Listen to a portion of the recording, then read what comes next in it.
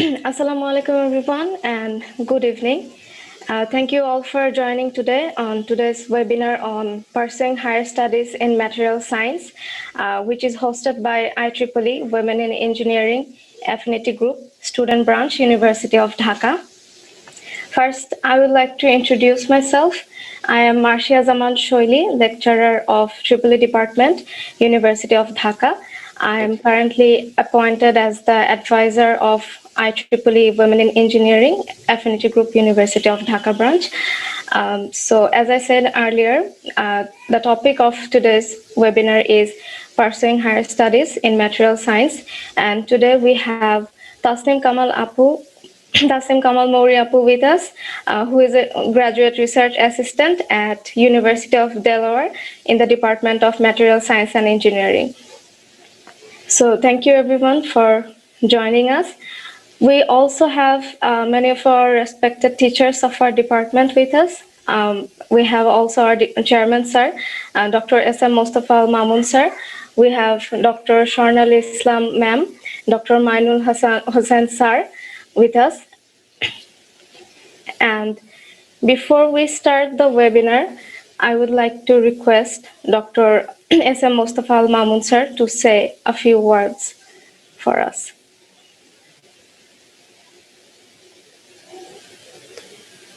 We also have Dr. Muhammad Junaber Rashid sir with us today. Now I would like to request Mamun sir to say something. So at first I would like to thank everybody, those who are organizers, for organizing such a nice talk, webinar, and special thanks to my student and today's speaker, Tasnim Kamal Mouri. She was my thesis student, and I found him very sincere, honest, and hardworking during master's thesis work. So now she's doing PhD. So I guess she will be doing good, and she will actually, I guess, bring fame for our department, and she, of course, would do very good in future, I believe. So today's talk is about material science, and I think we have many students very interested in this field. So today's talk will be very much helpful for everybody, even for me also, because I also do my research in material science. So thanks everybody, and also thanks for everybody for joining in such a webinar. Thanks. Thank you, sir. Now I would like to request Tasnim Kamal Mouri Apu to start the webinar, who was also, I would like to mention this, Tasnim Kamal Mouri Apu was the founding chair of Department of, Dhaka University. So, Apu. Thank you, Shoili, for introducing me, and thank you, Mamun sir, for your nice word. So I'll just share my screen.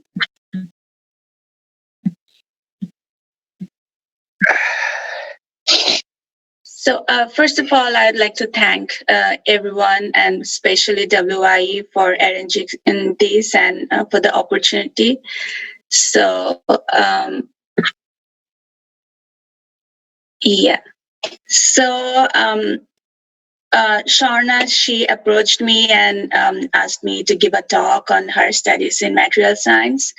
So এখানে কি foreign student কেউ আছে? না থাকলে আমি বাংলায় বলি। So far নাই আপু, আপনি বাংলা কন্টিনিউ করতে পারেন। হ্যাঁ, বাংলায় বললে আরো ইন্টারেক্টিভ হবে আর কি। So yeah. So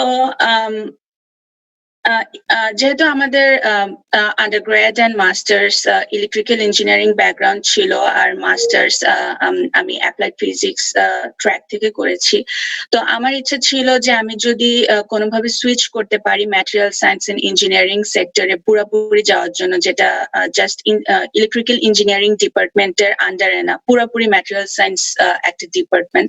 তো সেই চিন্তা করে আমি হায়ার স্টাডিজ জন্য পিএইচডির জন্য অ্যাপ্লাই করেছিলাম material science and engineering department যে ইউনিভার্সিটি গুলোতে আছে সেখানে। তো আমি আজকে চেষ্টা করব আমি যে জার্নিটা পার করে এসেছি বা এখন পর্যন্ত যে জার্নিতে আছি, আমি কি কি ফেস করেছি বা কি কি স্টেপ আমি হয়তো আগে জানলে আমার জন্য সুবিধা হতো বা গাইডেন্স গুলো পেলে সুবিধা হতো, আমি চেষ্টা করব সেই জিনিসগুলো কভার করার। আর যেহেতু আমি এখনো জাস্ট আমার সেকেন্ড ইয়ারে আছি, তো ম্যাটেরিয়াল সায়েন্সের ফিউচার কি হবে, আগামী 5-10 বছরে কি হবে, ডিগ্রি শেষ করার পরে কিরকম জব সেক্টর হতে পারে, সেটা এখন আমরা যেভাবে এক্সপেক্ট করছি হয়তো 5-10 বছর পরে সেরকম নাও থাকতে পারে। আমি চেষ্টা করবো একটা ব্রিফ আইডিয়া দেওয়ার যে এই জব সেক্টর এখন আছে, যে ডিগ্রি শেষ করার পর এই সেক্টরে ঢোকা যেতে পারে, বাট সেটা সময় এবং ফ্যাসিলিটিস এর উপরে ডিপেন্ড করে চেঞ্জ হতে পারে। So just a bit of background.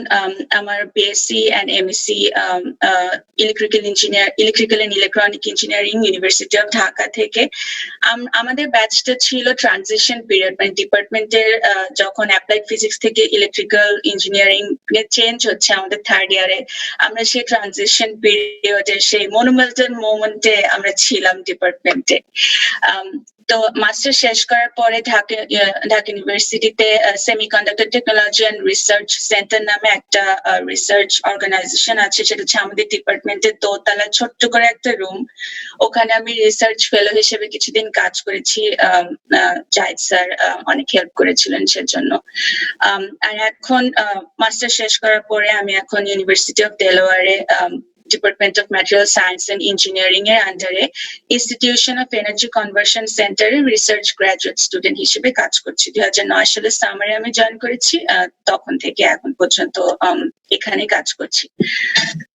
So আমি যখন অ্যাপ্লাই করি তখন আমার প্রোফাইল কি ছিল, এখানে অনেকগুলো সবাই বলে যে অ্যাপ্লিকেশন যখন আপনি বাইরে অ্যাপ্লাই করবেন তখন অনেকগুলো ফ্যাক্টর কাজ করে। একটা হচ্ছে যে সিজিপিএ, অনার্স মাস্টার্স এ বা মাস্টার্স না থাকলে শুধু অনার্স এর সিজিপিএ, তারপর আইএলস বা টোফেল অথবা জিআরই স্কোর, রিসার্চ টপিক কি ছিল বিএসসি বা মাস্টার্স দুটো মিলে, পাবলিকেশন কয়টা ছিল, কোনো জব এক্সপিরিয়েন্স আছে কিনা, এক্সট্রা কারিকুলার অ্যাক্টিভিটিস কি ছিল।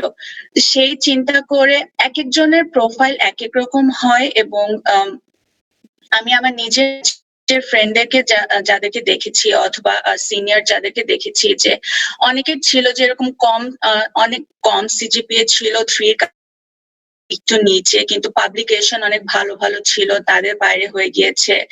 আবার সিজিপিএ অনেক ভালো ছিল কিন্তু একদমই কোনো পাবলিকেশন ছিল না, কোনো কনফারেন্স পাবলিকেশন ছিল না, জাস্ট 0 পাবলিকেশন, তাদেরও অনেক ভালো ইউনিভার্সিটিতে হয়েছে।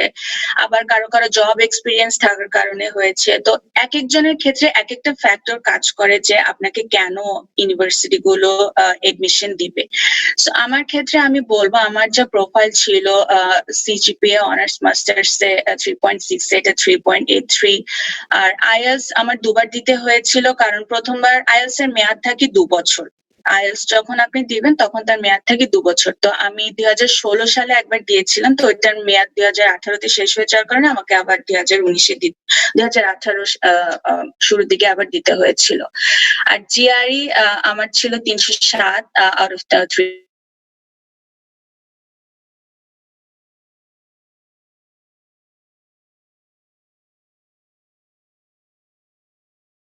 রিপোর্ট।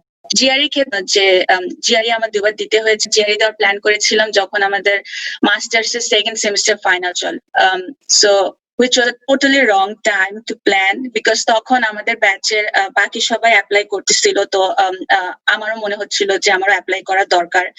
তাই ভুল টাইমে জিআরই দেওয়ার কারণে আমার স্কোর অনেক খারাপ ছিল।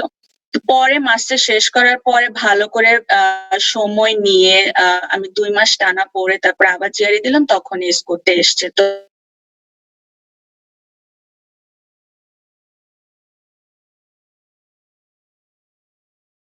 জিআরই দেওয়ার জন্য হঠাৎ করে মনে হলো বাইরে, তাহলে একটা নির্দিষ্ট টাইমলাইন নিয়ে প্ল্যান করে জিআরই পড়লে হয়ে যাবে। অনেকে আছে যে বছরের পর বছর ধরে জিআরই পড়তে থাকে। আমি আমার পার্সোনাল এক্সপিরিয়েন্স থেকে বলবো, এত মানে বছরের পর বছর ধরে জিআরই পড়ার দরকার নাই। আমরা ম্যাগুসের একটা অ্যাকাউন্ট কিনে নিয়েছিলাম 4 জন মিলে। ওই অ্যাকাউন্টটা আমরা ফলো করতাম, আর জিআরই যেসব রেগুলার বই আমরা বাজারে কিনতে পাই, ওইসব বই যদি আপনি টানা মনোযোগ দিয়ে 2 থেকে 3 মাস পড়েন, that's enough for a good score, good acceptable score. এবং আমাদের ব্যাচে এমন ফ্রেন্ডও আছে যারা জিআরই 300 বা 298 299 নিয়েও ইউএসএ ভালো ভালো ইউনিভার্সিটিতে এসছে, কারণ তাদের ভালো পাবলিকেশন ছিল। সো জিআরই যদি একটু খারাপ হয় তাহলে মন খারাপ করার কোনো কারণ নেই। তাহলে আপনি বাকি সেক্টর যেগুলো আছে, পাবলিকেশন বা আপনার সিজিপিএ, রিসার্চ ওয়ার্ক, এগুলোতে মনোযোগ দিতে পারবেন। আর পাবলিকেশন আমার ছিল 5টা কনফারেন্স পেপার, 2টা জার্নাল পেপার, একটা আমাদের ডিপার্টমেন্টের ট্রিপলি কম্পিটিশন পেপার। আর অ্যাওয়ার্ড বলতে আমি বলবো আমাদের ডিপার্টমেন্টের অর্গানাইজ করা international conference on material science and semiconductor, এটাতে বেস্ট অরাল প্রেজেন্টেশন অ্যাওয়ার্ড ছিল। আর ডাব্লিউআই তে আমি অনেক ভলান্টিয়ারি কাজ করেছি, বিভিন্ন ইন্টারন্যাশনাল কনফারেন্স গুলোতে অথবা IEEE এর আন্ডারে। আর ডাব্লিউআই এর এঙ্গেজমেন্ট বলতে আমি বলবো IEEE AGSBDO যখন প্রথম সংগঠনটা তৈরি হয় তখন সেটাতে আমাকে ফাউন্ডিং চেয়ার করা হয়েছিল। আর এর পরের বছর IEEE বাংলাদেশ সেকশনে এডুকেশনাল অ্যাক্টিভিটি কোঅর্ডিনেটর হিসেবে আমাকে নেওয়া হয়েছিল। তো এই পজিশন গুলো আমাকে অনেক এক্সপিরিয়েন্স দিয়েছে, অনেক কিছু শিখতে পেরেছি। সো আমি যখনই আমার প্রোফাইল দেখি তখনই আমার মনে হয় যে এমন আহামরি কিছু নেই, কারণ আমাদের পরিচিত অনেক আছে যাদের নেচারে পাবলিকেশন আছে, তারা অনেক ভালো ভালো ইউনিভার্সিটিতে আছে। তো আমার প্রত্যেকবারই মনে হয় যে মানে আমাকে কেন নিল, আসলে খুবই সারপ্রাইজিং লাগে আমার কাছে। সো তারপরে মনে হয় যে হয়তো আমার রিসার্চ টপিক, আমি রিসার্চে যে কাজ করেছি বোথ আমার আন্ডারগ্রেডে আর মাস্টার্সে,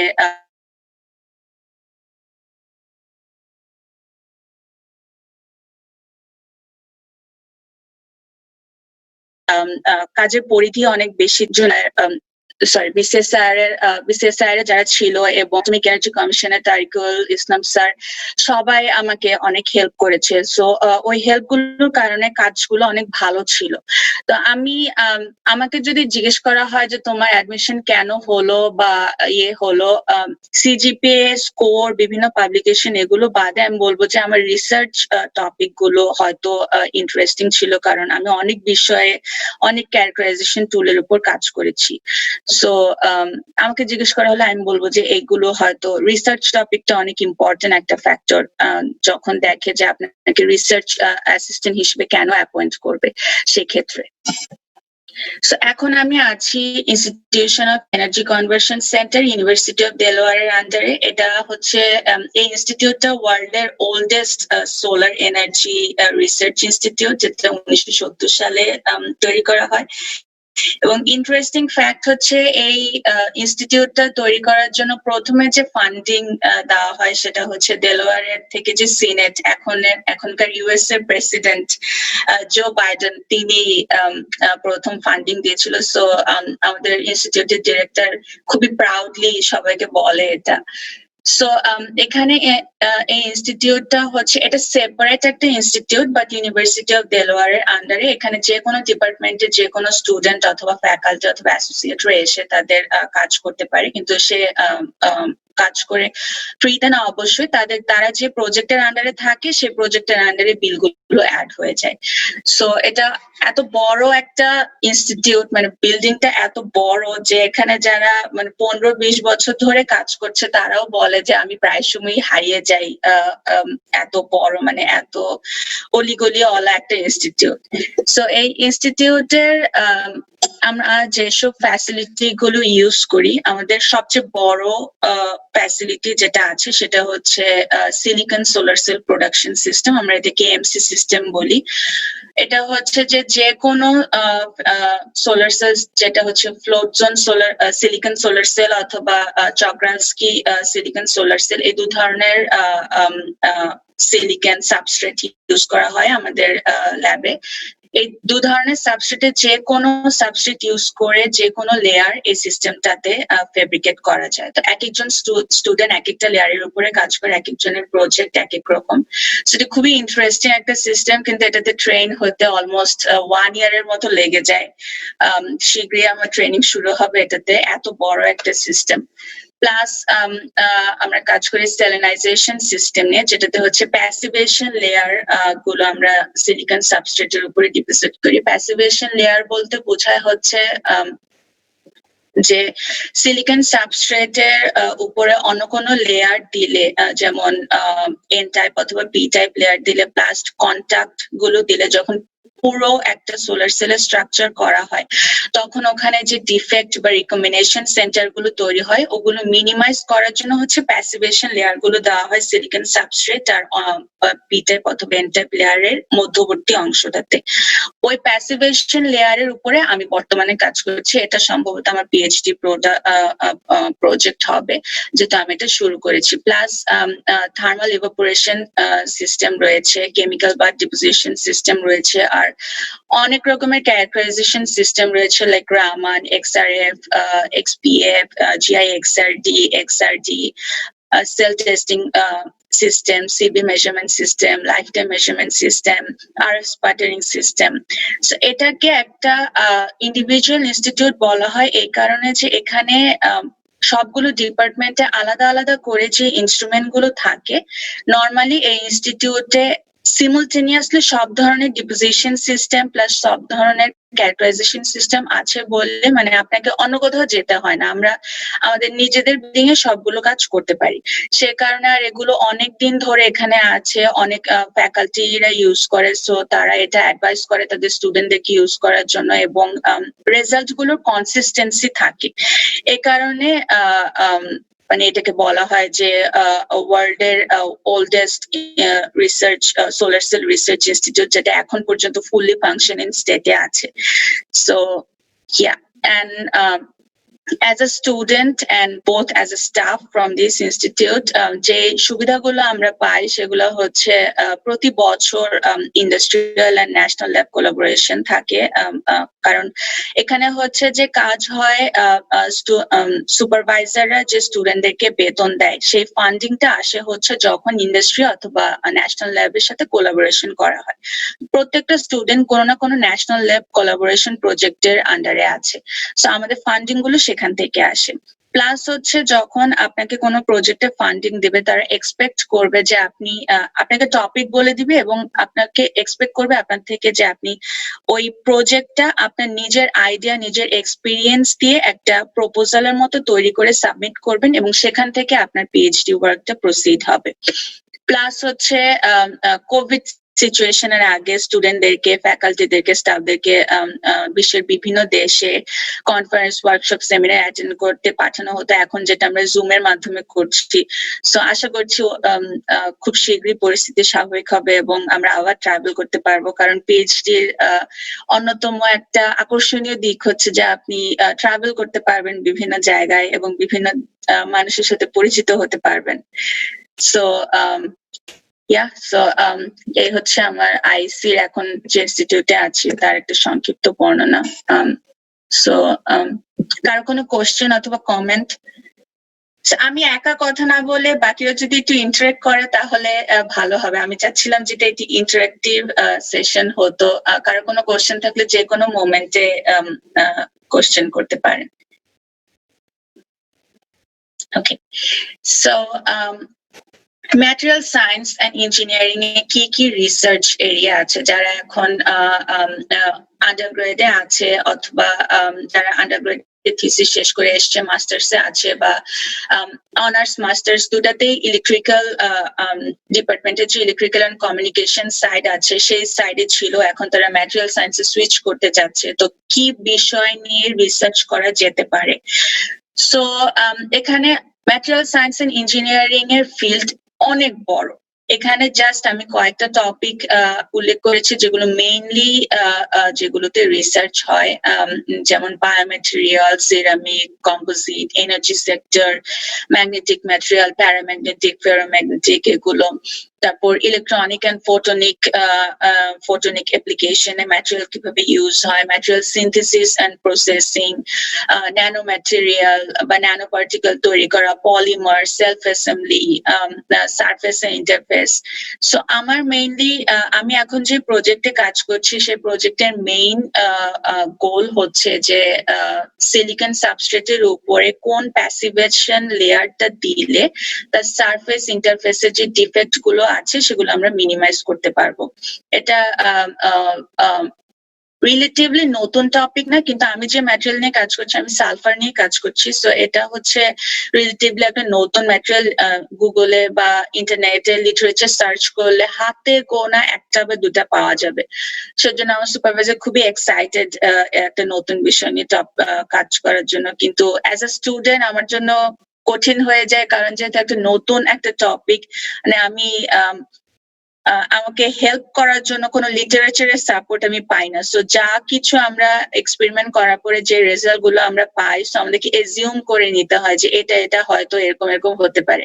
সো যদি কিছু নতুন কিছু আমরা আবিষ্কার করতে পারি তাহলে সেটা আমাদের ক্রেডিট হবে। সো আমরা সেদিকেই আগাচ্ছি, দেখা যাক কতদূর যেতে পারি। সো এগুলো হচ্ছে যে ম্যাটেরিয়াল সায়েন্স এন্ড ইঞ্জিনিয়ারিং এ কি কি টপিক নিয়ে আপনি কাজ করতে পারেন। আর রিসার্চ টুল বলতে হচ্ছে কিভাবে কাজ করা যায়। যদি আপনি মডেলিং বা সিমুলেশন সাইডে যান, যেটা আমি বলবো খুবই দরকারি একটা এক্সপার্টিস, কারণ এক্সপেরিমেন্টাল সেক্টরে আপনি যতই কাজ করেন কোনো না কোনো রিসার্চ টাইমলাইনে আপনাকে মডেলিং বা সিমুলেশনের হেল্প নিতেই হয়। কারণ যখন নতুন একটা ম্যাটেরিয়াল আপনি কাজ করবেন, এক্সপেরিমেন্ট করে ম্যাটেরিয়াল ওয়েস্ট করার থেকে রিসার্চাররা প্রেফার করে যে আপনি আগে মডেলিং বা সিমুলেশন করে দেখবেন যে কিভাবে এটা কাজ করবে, সো দ্যাট ওখান থেকে আপনি এক্সপেরিমেন্টাল সেকশনে যেতে পারবেন। তো হেল্পফুল মডেলিং সফটওয়্যার যেগুলো এখন ফ্রি আমরা পেতে পারি, অথবা লাইসেন্সের জন্য অ্যাপ্লাই করলে লাইসেন্সড ভার্সন সফটওয়্যার গুলো আপনি পেতে পারেন। তার মধ্যে আছে কমসল, যেটা ওয়াইডলি ইউজ করা হয়, স্কেপস সোলার সেল ফেব্রিকেশনের জন্য best, MATLAB, Simulink, material studio, LAMMPS যেটা হচ্ছে একটা মলিকুলার ডাইনামিক সিমুলেটর, কাস্ট্রিয়াম প্রি নিউমেরিক্যাল সিমুলেশন, আবাকাস যেটা হচ্ছে আরেকটা সোলার সেলের সিমুলেশনের জন্য ইউজ করা হয়। এটা একটু হাই লেভেলের স্কেপস এর থেকে, কিন্তু আমাদের ইউনিভার্সিটিতে স্কেপস এর থেকে আবাকাস বেশি প্রেফার করে, কারণ আমি এখন ইউজ করিনি, কারণ এটার সম্ভবত ইউজ করার যে ফাংশন গুলো সেটা স্কেপস এর থেকে আরো বেশি। এবার এটা শুনেছি আমি যারা সিনিয়র স্টুডেন্ট যারা ইউজ করে সেটা, কিন্তু স্কেপসও প্রেফার করা হয় প্রিলিমিনারি টুল হিসেবে সোলার সেল গুলো ডিজাইন করার জন্য এবং বিভিন্ন ফাংশন গুলো দেখার জন্য, যে যখন আপনি এক্সপেরিমেন্ট করবেন তখন সেগুলো কিভাবে বিহেভ করবে সেই হিসেবে। আর এক্সপেরিমেন্টাল সেকশনের দিকে যদি যেতে চান তাহলে হচ্ছে লেয়ার বাই লেয়ার ডিপোজিশন গুলো, সেগুলো হতে পারে স্পাটারিং এর মাধ্যমে বা ক্যাডমিয়াম সালফাইড আমরা যেভাবে ডিপোজিট করি, কেমিক্যাল বা ডিপোজিশনের মাধ্যমে, বা অল কেমিক্যালি ডিপোজিটেড, এগুলো হচ্ছে ওয়েট কেমিক্যাল ডিপোজিশন বলে, বা thermal evaporation, atomic layer deposition. এগুলো হচ্ছে যে লেয়ার বাই লেয়ার ডিপোজিশন করা। সেল ফেব্রিকেশন হচ্ছে প্রত্যেকটা লেয়ার ডিপোজিশন করার পরে পুরো একটা সোলার সেল বানানো, কন্টাক্ট দিয়ে তারপরে সেটা সেল টেস্টিং এর মাধ্যমে পাঠানো। যে আপনি যখন সোলার প্যানেল তৈরি করবেন তখন ওই পার্টিকুলার সেল গুলো কিভাবে বিহেভ করবে বিভিন্ন ওয়েদার কন্ডিশনে। প্লাস পলিমার গ্রোথ অথবা ক্যারেক্টারাইজেশন নিয়ে কাজ করা যায়, হিউম্যান অর্গান আর ব্যাকটেরিয়াল স্টাডি নিয়ে কাজ করা যায়। আমাদের ডিপার্টমেন্টে ইউনিভার্সিটি অফ দেলোয়ারের ম্যাটেরিয়াল সায়েন্স ডিপার্টমেন্টে দুটো সেকশন রয়েছে, একটা হচ্ছে হার্ড ম্যাটেরিয়াল আর একটা হচ্ছে সফট ম্যাটেরিয়াল। সো হার্ড ম্যাটেরিয়ালের আন্ডারে সে ফ্যাকাল্টি আর স্টুডেন্টরা পড়েন যারা হচ্ছে যে সেমিকন্ডাক্টর লাইনে আছেন, সেমিকন্ডাক্টর নিয়ে বা সোলার সেল নিয়ে এই টাইপের সিস্টেম নিয়ে কাজ করেন। আর সফট ম্যাটেরিয়ালের আন্ডারে পড়েন হচ্ছে যারা polymer growth, characterisation, human human organ বা ব্যাকটেরিয়াল স্টাডিজ এসব নিয়ে কাজ করেন। সো অনেক সময় দেখা যায় যে হার্ড ম্যাটেরিয়াল স্টুডেন্টদেরকেও সফট ম্যাটেরিয়াল স্টুডেন্টদেরকে বা ফ্যাকাল্টিদের অ্যাডভাইস নিতে হচ্ছে, কারণ যে প্রজেক্ট তাকে দেওয়া হয়েছে সে প্রজেক্ট হয়তো দুইটা interconnected. So it's an interesting department যেখানে হার্ড ম্যাটেরিয়াল সফট ম্যাটেরিয়াল সবাই একসাথে কাজ করে। সো আমার জানা ছিল না যে সফট ম্যাটেরিয়ালের ফিল্ড এত ভাস্ট, কারণ আমি যেহেতু সবসময় হার্ড ম্যাটেরিয়াল সাইডে সেমিকন্ডাক্টর নিয়ে সেলফ ফেব্রিকেশন নিয়ে কাজ করে এসেছি, তো পলিমার গ্রোথ এগুলো নিয়ে আমার আইডিয়া কম ছিল, কিন্তু পলিমার নিয়ে যে কত রকমের কাজ করা যায় তার আইডিয়া আমি এই ডিপার্টমেন্টে এসে পেয়েছি, যে তার ফিল্ড কত বড়। সো আপনি যদি অনার্স মাস্টার্স এ সেমিকন্ডাক্টর নিয়ে হার্ড ম্যাটেরিয়াল সাইডে কাজ করে থাকেন, তার মানে এমন না যে আপনি সফট ম্যাটেরিয়াল সাইডে সুইচ করতে পারবেন না, কারণ মেইন রিসার্চে যাওয়ার আগে আপনাকে প্রয়োজনীয় কোর্স ওয়ার্ক ওরা করিয়ে নেবে। সো কারো যদি সফট ম্যাটেরিয়াল সাইডে সুইচ করার ইচ্ছা থাকে, দে আর মোর দ্যান ওয়েলকাম, সেটা যে কোনো ইউনিভার্সিটিতেই আপনি অ্যাপ্লাই করতে পারবেন। সো এখন আসে যে হায়ার স্টাডিজ অ্যাপ্লাই করার জন্য প্রথম স্টেপটা কি হতে পারে। সো এটা আমি অডিয়েন্স থেকে একটু শুনতে চাই, কার কোনো আইডিয়া প্রথম স্টেপটা কি হতে পারে? আমরা প্রিটেন্ড করি যে আমরা স্লাইডটা আগে দেখিনি, সো ওটা বাদ দিয়ে কার কোনো আইডিয়া যে প্রথম স্টেপটা কি হতে পারে?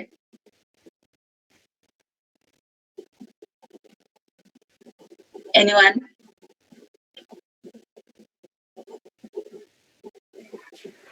আপু গ্রাজুয়েশন। হ্যাঁ, সেটা টেকনিক্যাল পয়েন্ট অফ ভিউ থেকে ঠিক আছে। অন্য কেউ? GRE. Technical point of view থেকে এগুলো ঠিক আছে। আচ্ছা, আমি আর প্রেশার না দিই। আমি পার্সোনাল ওপিনিয়ন থেকে যেটা বলবো, সবকিছু প্ল্যান করার আগে, যেহেতু এটা WI এর আন্ডারে একটা সেমিনারটা হচ্ছে, সো হায়ার স্টাডিজ প্ল্যান করা একটা ছেলের জন্য যেরকম এক্সপিরিয়েন্স হয়, একটা মেয়ের জন্য কিন্তু সেরকম এক্সপিরিয়েন্স হয় না। সো একটা ছেলের জন্য যে আমি ঠিক বলতে পারবো না তার কি কি ধরনের প্ল্যান করা লাগে, কিন্তু একটা মেয়ের প্রথম স্টেপই হবে হচ্ছে তার বাসায় কনভিন্স করা যে না আমি বাইরে পড়তে যাব। আর তার যদি বিয়ে না হয়ে থাকে সেটা আরো কমপ্লিকেটেড ইস্যু, যে একা পড়তে যাব, বাবা ছাড়তে চায় না, আমাদের চিন্তা করছে। প্রথম স্টেপ আমি বলবো যে ডিসিশন মেকিং। আমি কি আসলে হায়ার স্টাডিজ করতে চাই, কারণ আমি যে কাজ করছি সেটার কন্টিনিউশন, সে আমার পরিচিতরা সবাই যাচ্ছে, সেই সেটা দেখে যে না আমাকেও যেতে হবে, এরকম কোনো আইডিয়া। যদি আপনার ওরকম কোনো আইডিয়া থেকে থাকে যে না আমার ফ্রেন্ডরা যাচ্ছে সো আমাকেও যেতে হবে, please you have to step back. কারণ আপনি যেটা চাচ্ছেন, অ্যাকচুয়ালি বিদেশে আসলেন, এত দূর পাড়ি দিয়ে বিদেশে আসলেন, এরপরে মনে হলো যে না আমি তো আসলে এটা চাচ্ছিলাম না লাইফে, তখন কিন্তু আপনার সময় নষ্ট হলো, আপনার রিসোর্স নষ্ট হলো, আপনার পেছনে ইউনিভার্সিটি যে টাকা ইনভেস্ট করলো সেটা নষ্ট হলো, নষ্ট। তো সেজন্য খুব কেয়ারফুলি ফার্স্ট স্টেপটা হচ্ছে আমি বলবো ডিসিশন নেওয়া, যে আমি কি আসলে বাইরে যেতে চাই না অন্য কিছু করতে চাই, জবে ঢুকতে চাই বা দেশে অন্য কিছু করতে চাই, এই টাইপের। সো যদি আপনার অ্যান্সার হয় ইয়েস আমি বাইরে যেতে চাই, so you can proceed with the other step to plan for it. And যদি হয় যে না, তাহলে হচ্ছে যে আপনি অ্যাকচুয়ালি লাইফ থেকে কি চান, হায়ার স্টাডিজই চান না অন্য কোনো জবে ঢুকতে চান, সেটা কেয়ারফুলি চিন্তা করা উচিত। সো এটা আমার পার্সোনাল এক্সপিরিয়েন্স থেকে আমি বলবো this is the first step for higher studies planning, the decision making step. So then হচ্ছে যে এই স্টেপ গুলো আসে যে যখন প্ল্যান করব তখন সবার আগে থেকে শুরু করা উচিত। তারপরে হচ্ছে যে কান্ট্রি সিলেক্ট করা, টেস্ট প্রেপ নেওয়া, বিভিন্ন রকমের যে টেস্ট গুলো আছে সেগুলো প্রিপারেশন নেওয়া, বিভিন্ন ধরনের ডকুমেন্ট রেডি করা, কারণ আমাদের যে ইউনিভার্সিটি রেজিস্টার বিল্ডিং সেখানে যে কোনো ডকুমেন্টের জন্য অ্যাপ্লাই করলে অনেকদিন লেগে যায়। সো আপনার যদি বাইরের প্ল্যান করার ইচ্ছা থাকে আগে থেকে, বিএসসি এমএসসি ট্রান্সক্রিপশনসে অনেক ঝামেলা ছিল, আর এখন তো কোভিড সিচুয়েশন হওয়ার কারণে ডেট পেতে অনেকদিন লেগে যায়, ভিসা পাওয়ার পরেও আরো অনেক ধরনের ঝামেলা হতে পারে। সো এটা পুরো প্রসিজারটা হচ্ছে অনেক লেন্দি একটা প্রসেস, এবং এই প্রসেসে আপনাকে মেইনলি যেটাতে ফোকাস করতে হবে, আপনাকে ধৈর্য রাখতে হবে।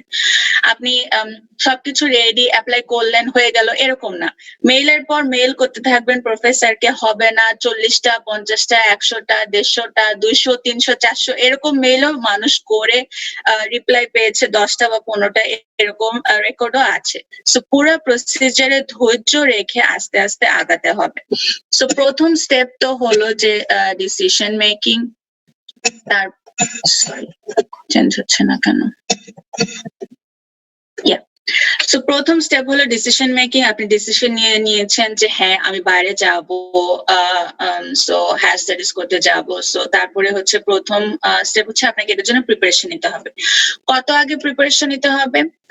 আমি প্রথম বার জিআরই দেওয়া থেকে যদি শুরু করি, তাহলে প্রথমবার জিআরই আমার খারাপ হয়েছিল, তো ওই এক্সপিরিয়েন্স থেকে যদি শুরু করি তাহলে ইন টোটাল অ্যাডমিশন হওয়া টাইম পর্যন্ত সম্ভবত 15-16 মাস এরকম টাইম ছিল আমার ফুল অ্যাডমিশন প্রসিজারটা। বাট ইন এভারেজ 10 থেকে 14 মাস বলে যে 10 থেকে 14 মাস হলেই যথেষ্ট।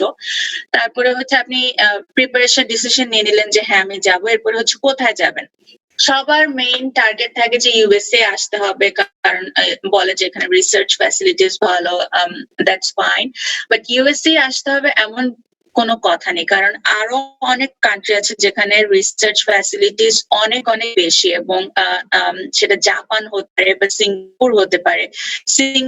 বললে কেমন শোনায় যে আমার বাচ্চা সিঙ্গাপুরে গিয়েছে, ইউএস বা ইউরোপে বললে মানে তাদের বলতে ভালো লাগে, সেজন্য ইউএসএ পাঠায়, এরকমও শুনেছি আমি অনেক।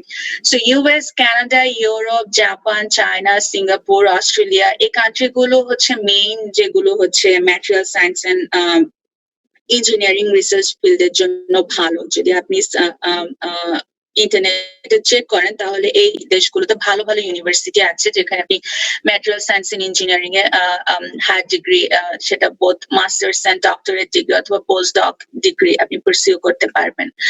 তো কান্ট্রি সিলেক্ট করার হয়ে যাওয়ার পরে যে ইউনিভার্সিটি গুলো আপনি টার্গেট করবেন, প্রত্যেকটা ইউনিভার্সিটিতে ইন জেনারেল যদি আপনি জাপান টার্গেট করেন তাহলে হচ্ছে জাস্ট আইএলস বা টোফেল দুটো যে কোনো একটা হলেই চলবে, দুটো হচ্ছে ইকুইভ্যালেন্ট। আর হচ্ছে যদি আপনি ইউএস, কানাডা বা অন্যান্য কান্ট্রি গুলো টার্গেট করেন সেখানের জন্য আপনার জিআরই লাগবে। আর জিআরই প্রিপারেশন তো আগে বললাম যে এটা হচ্ছে যে আপনার কনসেন্ট্রেশনের উপরে ডিপেন্ড করবে। অনেকে বলে যে আমি সারা জীবন ইংলিশ বই পড়ে এসেছি, ইংলিশ গল্পের বই, ইংলিশ নর্মাল বই পড়ে এসেছি, তারপরে আমার জিআরই ভোকাবুলারি এত খারাপ কেন? কারণ আপনি যখন ইংলিশ গল্পের বই বা ইংলিশ নর্মাল বইগুলো পড়বেন যেগুলো ইংরেজি ভাষায় লেখা, আমরা তো সেগুলো জাস্ট এনজয় করার জন্য বা হয়তো জানার জন্য আমরা পড়ি, জিআরইর পারপাসে তো আমরা পড়ি না। কিন্তু জিআরই ভোকাবুলারি গুলো আপনি যখন দেখবেন তখন দেখবেন যে অনেকগুলো শব্দই আছে যেগুলো আমরা নর্মালি ইংলিশ নভেল গুলোতে আমরা পাই। সো যদি ওই টার্গেট নিয়ে পড়েন যে না আমি পড়বো প্লাস ওয়ার্ডও শিখবো, সেক্ষেত্রে হয়তো আপনার শিখা হয়ে যাবে। আদার দেন দ্যাট আপনি জিআরইর যে মেইন প্রিপারেশন, ম্যাগুসের অ্যাকাউন্ট কিনে নেওয়া অথবা বইগুলো ফলো করা, ফুল কনসেন্ট্রেশন দিয়ে করলে আমি বলবো যে 3 থেকে 4 মাসের মধ্যে আপনার প্রিপারেশন কমপ্লিট হবে। এবং এরপরে আর অনেকে তাহলে আপনার ভিতরে একটা ভীতি কাজ করবে যে না আর 2-3 মাস পরে আমার পরীক্ষা আছে, আমার এটার জন্য পড়তে হবে। তো ডেট নিলে সেটা একটা হচ্ছে গোলের ডেট নিয়ে নিলে আগে থেকে বোথ আইএলস, টোফেল, জিআরই এগুলো ডেট নিয়ে নিলেই আপনার একটা মোটিভেশনে কাজ করে যে না আমাকে এতদিন পরে পরীক্ষা দিতে হবে। তো আমি বলবো যারা এখনো জিআরই প্ল্যান করছেন পড়ার জন্য বা দেওয়ার প্ল্যান করছেন, তাদেরকে আগে বলবো যে ডেট নিয়ে তারপরে পড়াশোনা শুরু করতে, কারণ সেটা আপনাকে বেশি মোটিভেট করবে। তারপর হচ্ছে যে যেখানে অ্যাপ্লাই করবেন সেখানে আপনাকে পাঠাতে হবে। তো রেজিউমি 2-3 পৃষ্ঠা বা 3-4 পৃষ্ঠা এত লম্বা না করে চেষ্টা করা উচিত যে যত ছোট রাখা যায়, কারণ যারা অ্যাডমিশন কমিটিতে থাকে তারা আপনার লম্বা লম্বা ডকুমেন্ট পড়ার মতো সময় তাদের থাকে না। সো চেষ্টা করতে হবে যে সিভি গুলোতে যত সংক্ষিপ্ত করা যায়, কোনো ইম্পর্টেন্ট ইনফরমেশন বাদ না দিয়ে। যেমন আপনি আপনার রেজাল্ট, আপনার পাবলিকেশন, আপনার রিসার্চ এক্সপার্টিস এরিয়া গুলো, উল্লেখযোগ্য এক্সট্রা কারিকুলার অ্যাক্টিভিটিস গুলো দিয়ে যত সংক্ষিপ্ত করা যায়। লেন্দি করলে তারা বিরক্ত হয়ে যাবে, কারণ তাদেরকে প্রতিদিনই 1000 থেকে 1500 অ্যাপ্লিকেশন বাছাই করতে হয় যখন অ্যাডমিশন সিজন থাকে। তো একজনের পিছনে এত সময় নষ্ট করার মতো সময় তাদের থাকে না। তারপরে হচ্ছে যে স্টেটমেন্ট অফ পারপাস।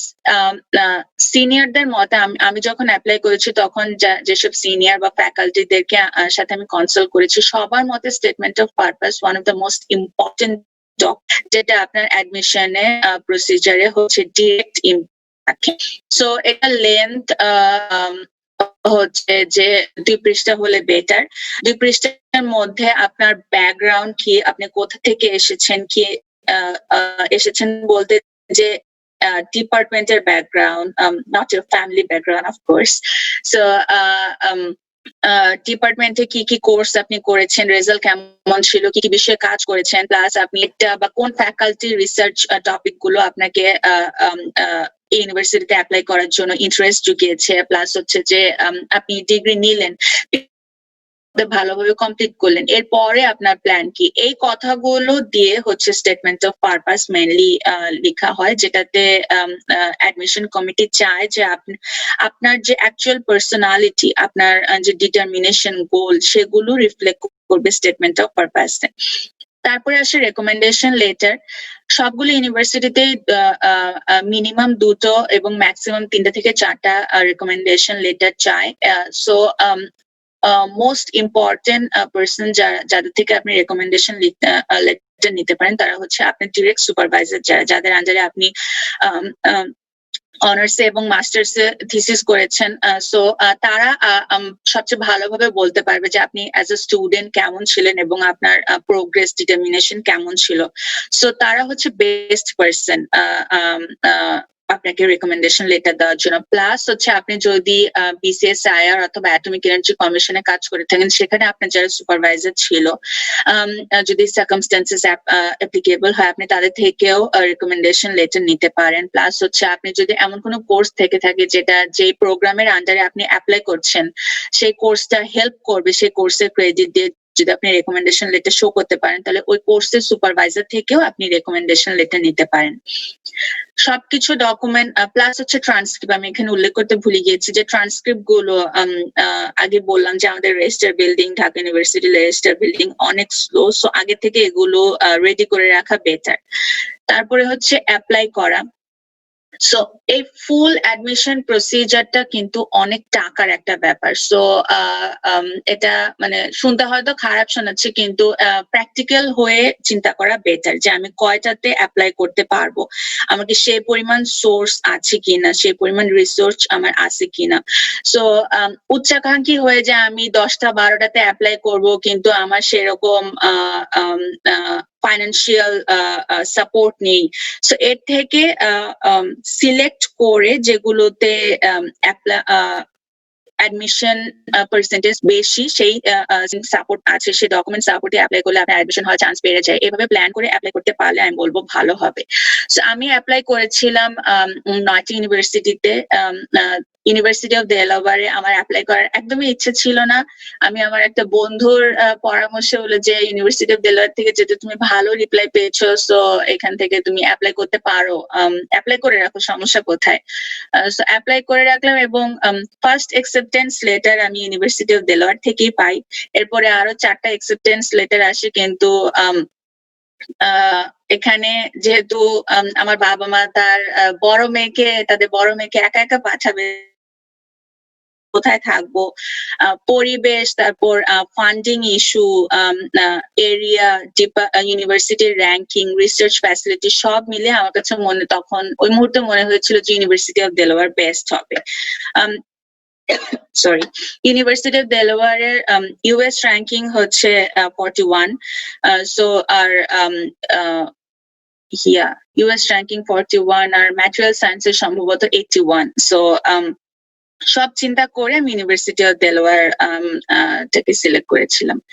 তারপরে হচ্ছে যে অ্যাপ্লাই করলেন, অ্যাডমিশন হয়ে গেল, সবকিছু রেডি। নর্মালি ইউনিভার্সিটি গুলো আপনাকে ডকুমেন্ট গুলো মেইল করে দেয় যাতে সেগুলো আপনি ভিসা ইন্টারভিউর সময় দেখাতে পারেন।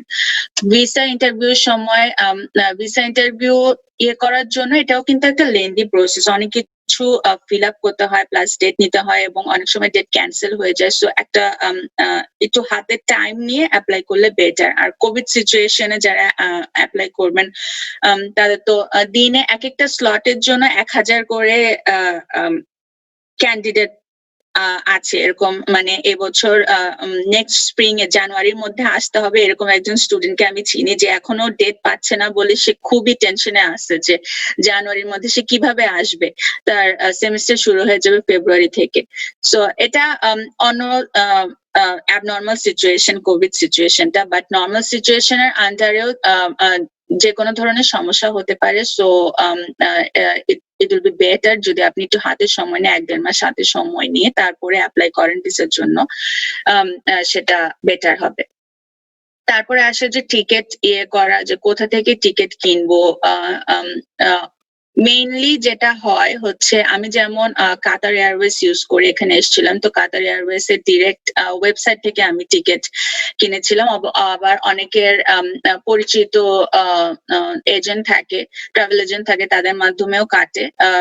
সো এখন আমার ক্ষেত্রে যেটা হয়েছিল, ট্রাভেল এজেন্টের থেকে কাতার এয়ারওয়েজ এর যে ওয়েবসাইট ছিল দামের অনেক পার্থক্য ছিল, কারণ ট্রাভেল এজেন্ট বেশি চাচ্ছিল। সো আমি সেজন্য ডিরেক্ট কাতার এয়ারওয়েজ এর ওয়েবসাইট থেকে কেটেছিলাম। অনেক সময় কমও হয়, এটা ভ্যারি করে সিচুয়েশন টু সিচুয়েশনের উপরে। একটু খোঁজ খবর নিয়ে কে কোথা থেকে কাটবে, একটু খোঁজ খবর নিয়ে কাটতে পারলে ভালো হবে।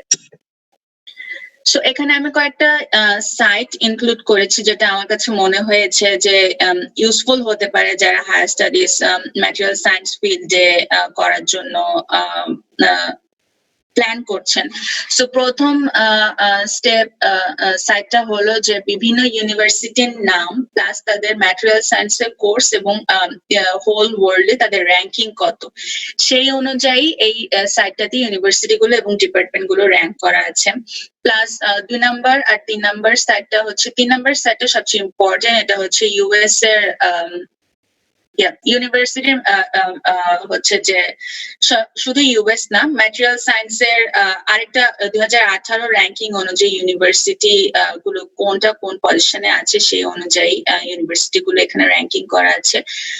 আর 4 নাম্বারটা হচ্ছে যে যাদের মাস্টার্স করার ইচ্ছা, Europe is a really great place to get your degree, কারণ হেরিটেজ ভরা। সো ইউরোপে গেলে আপনি যে কোনো জায়গায় ঘুরে দেখতে পারেন। সো অনেক ভালো ভালো ইউনিভার্সিটি আছে। সো যাদের পিএইচডি করার ইচ্ছা নেই কিন্তু মাস্টার্স করার ইচ্ছা, সো তারা এই সাইটটাতে দেখতে পারেন। এখানে অনেক অনেক ইউনিভার্সিটি এবং তাদের ম্যাটেরিয়াল সায়েন্সের কোর্স লিস্ট করা আছে, ডেডলাইন সহ, যে কোন ডেটে অ্যাপ্লাই করার ডেডলাইন শেষ কবে এবং কবে প্রোগ্রাম স্টার্ট হবে, সব ডিটেলস দিয়ে এখানে আছে। সো আমি স্লাইডটা স্বর্ণের সাথে শেয়ার করে দিব, সে কারো হেল্প লাগলে সে এখান থেকে দেখে নিতে পারেন।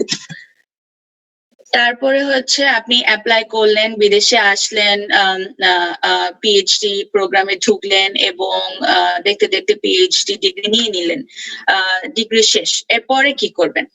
আমি যখন অ্যাপ্লাই করা শুরু করি, অ্যাটমিক এনার্জি কমিশনের আমার যে সুপারভাইজার ছিল তারেক স্যার, উনি আমাকে বলেছিল যে ঠিক আছে পিএইচডি করবা, ঠিক আছে, কিন্তু এরপরে কি করবা?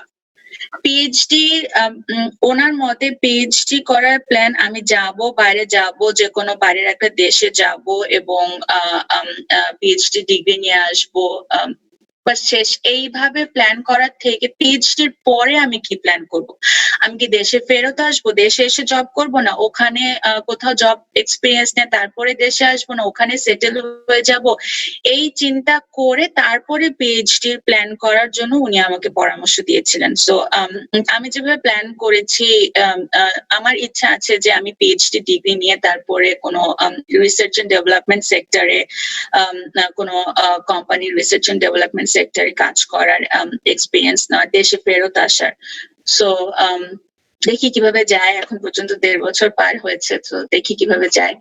সো এখনকার 2020 রিসার্চ ফ্যাসিলিটিস অনুযায়ী বিভিন্ন নিউজ অনুযায়ী ম্যাটেরিয়াল সায়েন্স অ্যান্ড ইঞ্জিনিয়ারিং সেক্টরে যদি আপনার ডিগ্রি থাকে তাহলে ডিরেক্টলি আপনি আপনার ডিগ্রি অ্যাপ্লাই করে যে জবগুলো পেতে পারেন সেগুলো হচ্ছে as a CAD technician, design engineer, material science engineer, metallurgist হিসেবে, রিসার্চ এন্ড ডেভেলপমেন্ট সেক্টরে রিসার্চ সায়েন্টিস্ট হিসেবে, টেকনিক্যাল পেতে পারেন। আর হচ্ছে যে জাস্ট মানে ইনডাইরেক্টলি অ্যাপ্লিকেবল হয় ম্যাটেরিয়াল সায়েন্স এন্ড ইঞ্জিনিয়ারিং এ যদি ডিরেক্ট থাকে ডিগ্রি থাকে, যেগুলো হচ্ছে যে জাস্ট সুইচ করে বায়োমেডিক্যাল ইঞ্জিনিয়ার হওয়া বা জিওটেকনিক্যাল ইঞ্জিনিয়ারিং হওয়া। একাডেমিক সেক্টরে আমাদের শ্রদ্ধেয় স্যার ম্যামরা আছেন যারা ভালো ভালো ইউনিভার্সিটি থেকে ডিগ্রি নিয়ে ভালো ভালো পজিশন থেকে জব এক্সপিরিয়েন্স নিয়ে এখন আমাদের ডিপার্টমেন্টে আছেন।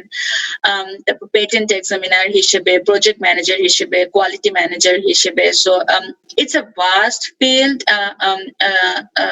এখন ইউএস এর বা কানাডার পিএইচডি অনেকেই বলে যে আপনার সামনে অনেক দরজা উন্মুক্ত হয়ে যায়, আপনি যে কোনো জায়গায় অ্যাপ্লাই করতে পারবেন। এখন ইউনিভার্সিটির র্যাঙ্কিং যাই হোক না কেন, আপনার কাছে একটা ইউএস এর ভালো ইউনিভার্সিটি থেকে ডিগ্রি আছে, এটাই অনেকে বড় করে দেখে।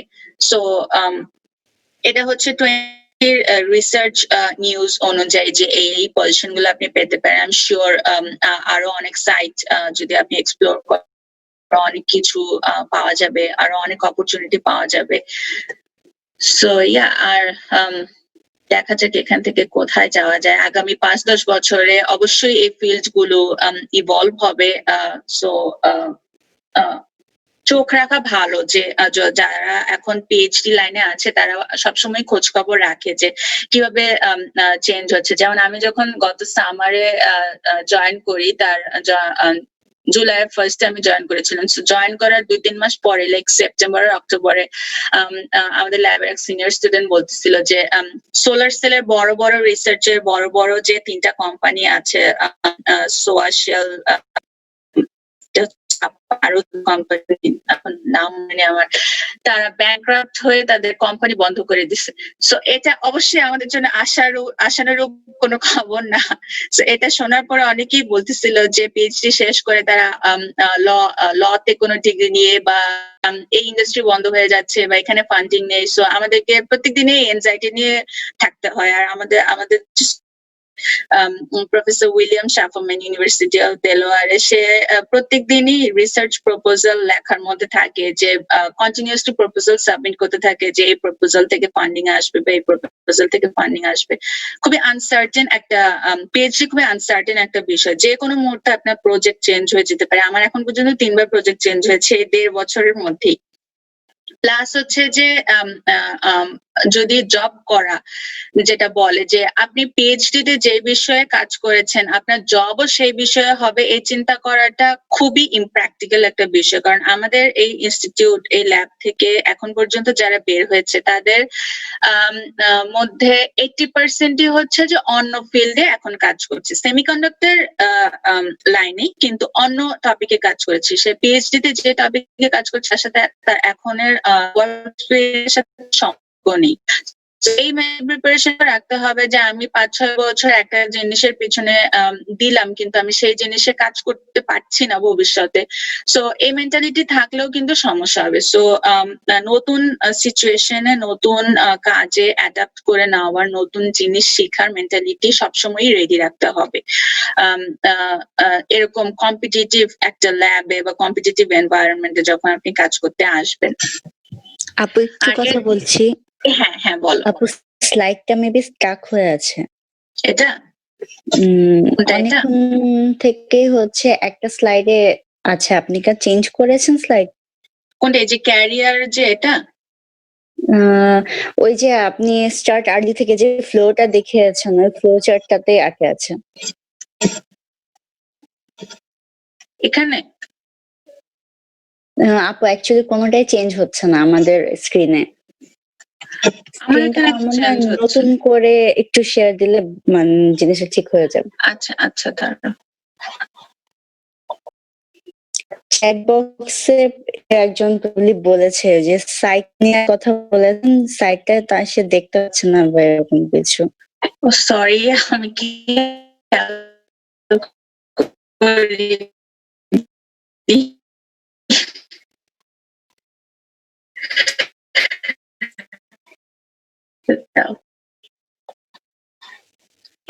স্ক্রিনে চেঞ্জ হচ্ছে স্বর্ণা, এখন চেঞ্জ হচ্ছে তোমাদের স্ক্রিনে? জি আপু, হচ্ছে এখন।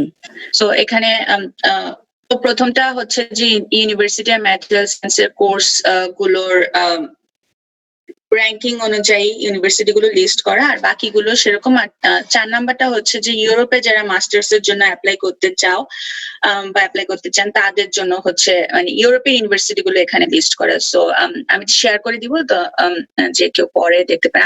আই এম রিয়েলি সরি, আমি খেয়াল করিনি এটা যে এই সিচুয়েশনটা হচ্ছে, আমার চ্যাটে খেয়াল করা উচিত ছিল। আর এখানে আমি যে জব গুলোর কথা বললাম সেগুলো লিস্ট করা। আর এটা এই স্ক্রিনটাতে খুবই ছোট, ভালো করে দেখা যাচ্ছে না, বাট এখানে হচ্ছে যে একদম গ্রাজুয়েশন কমপ্লিট করা থেকে শুরু করে বিদেশের মাটিতে পা রাখা পর্যন্ত প্রত্যেকটা সিঙ্গেল স্টেপ এখানে উল্লেখ করে। এটা আমার একটা, আমি যখন অ্যাপ্লাই করি, অ্যাপ্লিকেশন প্রসিজারে ছিলাম, আমার একটা ফ্রেন্ড যে দেশে আছে এখন, সে আমার সাথে শেয়ার করেছিল যে এটা নিয়ে তোর হেল্প করবে, প্ল্যানিং এ হেল্প করবে। সো আমি এক একটা কাজ করার পরে দেখতাম যে আমি এখন কোন পজিশনে আছি। সো এটা এই চার্টটা ফলো অনেক হেল্প করতে পারে, যে যেমন নাম্বার 1 হচ্ছে জাস্ট গ্রাজুয়েট, তারপরে হচ্ছে স্টাডি অ্যাব্রড, ইয়েস নো, 3 নাম্বারটা হচ্ছে ফাইন্ড দ্য রাইট কান্ট্রি। এরকম করে প্রত্যেকটা প্ল্যান করে করে আপনি প্রত্যেকটা স্টেপ পার করে দেখতে পারবেন যে আপনি কোন স্টেপে আছেন এখন। সো ইয়া, এটাই ছিল আজকে সবার সাথে শেয়ার করার জন্য। আমার কাছে এই ছিল। থ্যাংক ইউ সবাইকে শোনার জন্য। কারো কোনো কোশ্চেন থাকলে যে এখন শেয়ার করতে পারেন। Thank you. কারো কোনো প্রশ্ন থাকলে চ্যাট বক্সে লিখে বলতে পারেন, অথবা কেউ একটু আনমিউট করে বলতে পারেন। কারো কোনো জিজ্ঞাসা, কোনো স্টেপে এখানে স্টুডেন্ট যারা আছে কোনো কিছু নিয়ে কনফিউশন? আপু, আমি একটা ছোট জিনিস জানতে চাচ্ছিলাম, বিশেষ করে যারা এখন 3rd ইয়ার বা 4th ইয়ারে আছে, ওরা যদি এই সাইডটাতে সামনে পড়তে চায়, এমন কোন সাবজেক্ট আছে পার্টিকুলার যে সাবজেক্ট গুলাতে ভালো মতো নলেজ রাখা উচিত? বা আমরা যে জিনিসটা করি যে অনেক কেসে ইগনোর করে যাই, যে আন্ডার গ্রেডের কোন কোর্স আমাদের ভালো মতো পড়া হয় না, এরকম কোন পার্টিকুলার কোর্স আছে যেগুলো একদম ভালো হওয়া উচিত ফার্দার ইসের জন্য, পড়াশোনার জন্য? অবশ্যই, যেমন আমাদের আমরা যখন আন্ডারগ্রেডে মাস্টার্স এ ছিলাম, মাস্টার্স হয়তো কম কোর্স ছিল, প্রত্যেকটা সেমিস্টারে 4টা কোর্স ছিল, কিন্তু আন্ডারগ্রেডে যখন এতগুলো কোর্স ছিল সবগুলোতে অবশ্যই সমান মনোযোগ দেইনি। কিন্তু এখন এখানে কাজ করতে এসে থেকে বুঝি যে আমাদের ডিপার্টমেন্টের কোর্সটা কত সমৃদ্ধ। কারণ যে ম্যাটেরিয়াল সায়েন্স অথবা সেমিকন্ডাক্টর রিলেটেড যে কোর্সগুলো ছিল, সাইদ স্যার, মামুন স্যার, জুনাবের স্যার যে কোর্সগুলো নিয়েছেন, এই কোর্সগুলো যেভাবে ডিজাইন করা ছিল, এই ম্যাটেরিয়াল সায়েন্সে তোমাদের কাছে মনে হতে পারে যে এগুলো আমি কোথায় ইউজ করব, কোথায় লাগবে, বা এগুলো আমি ভবিষ্যতে কোনো ইউজ করব না, এত ইনফরমেশন আমি একবারে কিভাবে নিব। কিন্তু এখানে পিএইচডি করতে এসে যেটা দেখতেছি, প্রত্যেকটা ইনফরমেশনের কারণ ছিল, যেহেতু আমি তখন হয়তো কোনো জিনিস আমি বাদ দিয়ে গিয়েছি বা মনোযোগ দিয়ে দেখিনি, আমাকে আবার শুরু থেকে ওগুলো শিখতে হচ্ছে বা আবার ওগুলো রিভাইজ করতে হচ্ছে, যেহেতু আমি ভালো করে মনোযোগ দেইনি। সো এই টাইপের কোর্স গুলোতে অবশ্যই মনোযোগ দেওয়া উচিত। ম্যাটেরিয়াল সায়েন্স, সেমিকন্ডাক্টর রিলেটেড যে কোর্স গুলো আছে, আমার এখন পুরো নাম মনে নেই, কিন্তু অবশ্যই ভালো করে মনোযোগ দেওয়া উচিত। এবং এই কোর্সগুলোতে যদি ভালো গ্রেড থাকে, 3.5 এর উপরে বা 3.7 এর উপরে, 4 থাকলে আরো ভালো, যদি ভালো গ্রেড থাকে তখন সেটা অ্যাডমিশন প্রসিজারেও অনেক হেল্প করে।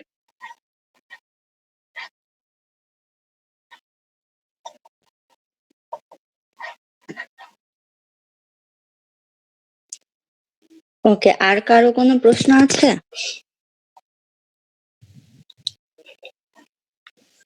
আসসালামু আলাইকুম, আমি কি একটা প্রশ্ন করব? হ্যাঁ অবশ্যই বললো। আচ্ছা আপু, আমি হচ্ছে থার্ড ইয়ারের স্টুডেন্ট ট্রিপলি ডিউরি। আমার হ্যাঁ। প্রশ্নটা হচ্ছে যে আমাদের দেশে বা আমাদের ডিপার্টমেন্টে মেইনলি যেসব কাজ করা হয় ইলেকট্রনিক্স বা ম্যাটেরিয়াল সায়েন্স নিয়ে, যেগুলো হচ্ছে মডেলিং বা সিমুলেশন বেসড আর কি। সো কেউ যদি পরে প্র্যাকটিক্যাল এক্সপেরিমেন্টাল কাজ করতে চায়, is the transition a problem for them? ভাইয়া তোমার কথাগুলো কেটে গেছিল, আবার একটু কষ্ট করে বলবা? আমার প্রশ্নটা হচ্ছে যে আমাদের দেশে আমাদের বেশিরভাগ কাজ হয় হচ্ছে মডেলিং বা সিমুলেশন নিয়ে, কারণ ওরকম ফ্যাসিলিটিস নাই প্র্যাকটিক্যাল কাজ। হ্যাঁ হ্যাঁ। তো এখন কেউ যদি পরে বাইরে যে প্র্যাকটিক্যাল এক্সপেরিমেন্টাল ওয়ার্ক করতে চায়, তার হ্যাঁ। জন্য এই ট্রানজিশনটা কত বড় প্রবলেম হতে পারে? বা আমি যেটা বলবো এটা কোনো প্রবলেমই না, that would be the last thing you should worry about, because যদি মডেলিং এর ব্যাকগ্রাউন্ড থাকে সেটা প্রফেসররা অনেক প্রেফার করে এবং অনেক এপ্রিসিয়েট করে মডেলিং এর ব্যাকগ্রাউন্ড থাকলে। আর প্লাস যখন তুমি নতুন কোনো ইউনিভার্সিটি বা ডিপার্টমেন্টে আসবা, সাথে সাথে তোমাকে কোনো প্রজেক্টে ঢুকিয়ে দিবে না যে যাও এটা করো, এই ডেডলাইনের মাঝে কাজ শেষ করতে হবে। একটা এখানের বাইরের ইউনিভার্সিটি গুলোর সবচেয়ে বড় প্লাস পয়েন্ট যেটা হচ্ছে ওরা যেহেতু তোমার উপর ইনভেস্ট করছে, তোমার পিছনে টাকা খরচ করছে, মাসে মাসে তোমাকে একটা ভালো অ্যামাউন্টের টাকা দিবে, গ্রাজুয়েট রিসার্চ অ্যাসিস্ট্যান্ট হিসেবে তোমাকে অ্যাপয়েন্ট করেছে। সো আর ইউনিভার্সিটি গুলোর র্যাঙ্কিং তৈরি হয় তাদের রিসার্চ কিভাবে করছে, কি কি বিষয়ের উপর রিসার্চ করছে, তাদের রিসার্চ ওয়ার্কের উপরে। সো এটা খুবই ইম্পর্টেন্ট যে তারা যে স্টুডেন্ট গুলোকে অ্যাপয়েন্ট করেছে তাদেরকে ভালো একটা রিসার্চ ব্যাকগ্রাউন্ড দেওয়া। সো একটা ভালো অ্যামাউন্টের টাইম তারা স্পেন্ড করবে তোমাকে ট্রেন করার জন্য। যেমন আমি গত সামারে জয়েন করেছি এবং আমাকে আমাদের ইনস্টিটিউটে যতগুলো ইনস্ট্রুমেন্ট আছে সবগুলোতে ট্রেন করার জন্য মিনিমাম 6 থেকে 8 মাস তারা টাইম দিয়েছে, কারণ এটা একটা হিউজ ইনস্টিটিউট এবং অনেক কিছু কিছু সিস্টেম আছে যেটাতে এক একটা এক্সপেরিমেন্ট রান করতে 5 ঘন্টা 6 ঘন্টা সময় লাগে। সো এই এক্সপেরিমেন্ট রান করার সময় থেকেই বুঝতে পারতেছো যে কত বড় একটা সিস্টেম হতে পারে এবং অনেক ক্রিটিক্যাল জিনিসপত্র থাকে যে কোনো একটা ভুল কিছুতে প্রেস করে ফেললেই সাইরেন বেজে যায়, একদম মানে ফায়ার অ্যালার্ম বেজে যায়, খুব পুলিশ চলে আসে, ফায়ার সার্ভিস চলে আসে, খুবই হুলস্থুল ব্যাপার। তো সেজন্য তারা ট্রেনিং পিরিয়ডটাতে সবচেয়ে বেশি ইনভেস্ট করে যে তোমাকে ট্রেন করে সময় লাগুক, কিন্তু তোমাকে ভালো মতো ট্রেন করবে, তারপরে তোমার হাতে তো সময় থাকবে 3 বছর 4 বছর, ওই টাইমটাতে তুমি তোমার নিজের কাজ নিজে ডিজাইন করে নিজের কাজ করবা। সো এটা কোনো সমস্যা না, সো এটা নিয়ে চিন্তা করার কোনো কারণ নাই। Thank you.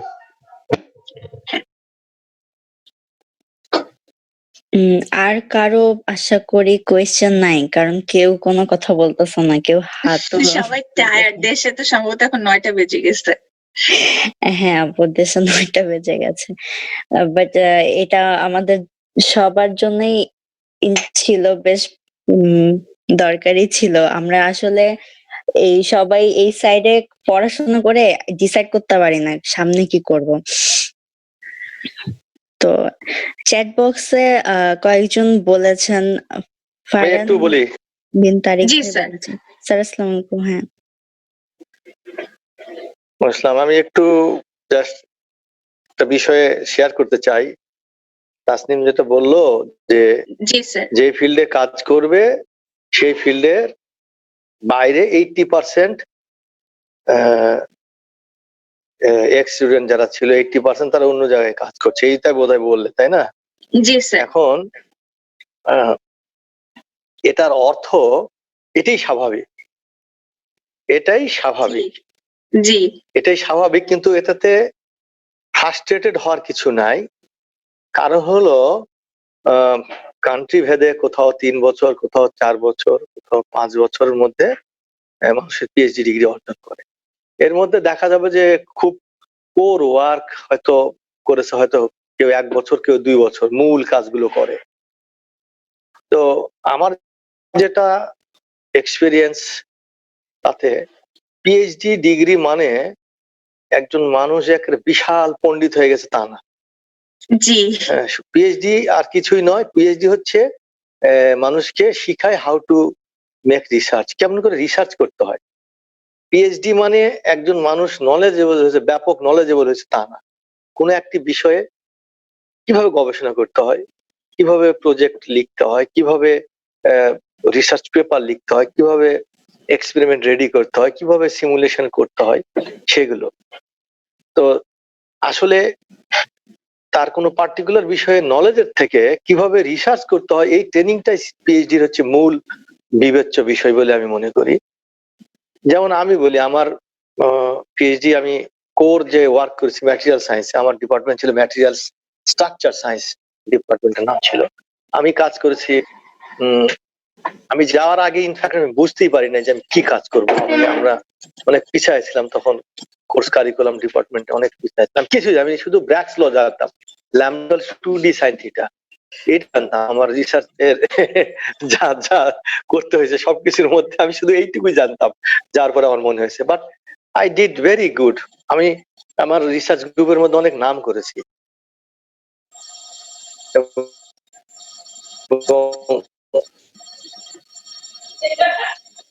এই কারণে হোক, আসলে ফ্যামিলিগত কারণে আমি অনেক ব্যস্ত হয়ে পড়াই, আমি কানেকশন আমার তেমন আর পরে হয় নাই, পোস্টডক করতে যাই নাই তো এই জন্য। তো এটা হয়তো বাংলাদেশি হিসাবে আমি গর্ব করতেছি আর কি, আমি ব্যক্তি হিসাবে না, যে আমরা নিজেদেরকে অনেক অনেক সময় উইক ভাবি। তো 2 সপ্তাহ আগে বা 3 সপ্তাহ আগে আমার এক ফ্রেন্ড ঢাকা ইউনিভার্সিটির টিচার ফিজিক্সের, সে মানে বাইদি বাই কিভাবে জানে আমার সুপারভাইজারের সাথে তার পরিচয় হয়েছে জাপানিজ অ্যাটমিক এনার্জি কমিশনে। এবং উনি তাকে বলেছে আমার কথা, যে আমার দেখা এ পর্যন্ত যত পিএইচডি স্টুডেন্ট ছিল, আমার দেখা সবচেয়ে মেধাবী এবং সিনসিয়ার স্টুডেন্ট ছিল মামুন। সে ওই 2-3 সপ্তাহ আগে বলেছে।